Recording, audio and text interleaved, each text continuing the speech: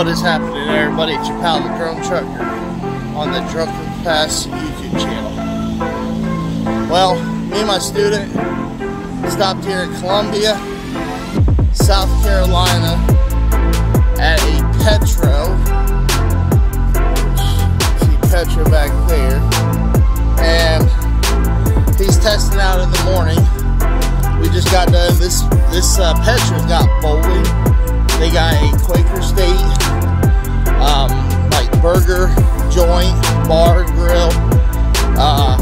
Nice bowling alley, I will say that. And then they got some Starbucks. I'm not too big on Starbucks. I think their prices are a little bit too on the expensive side, but it's not bad. So, heading back to the truck. We're gonna do some laundry. They got a laundry facility in here. About $2.50 per load. I think that's with washer and dryer. So I got some B-roll inside. I got some drone shots that I can share, and hope everything is well. Stay tuned.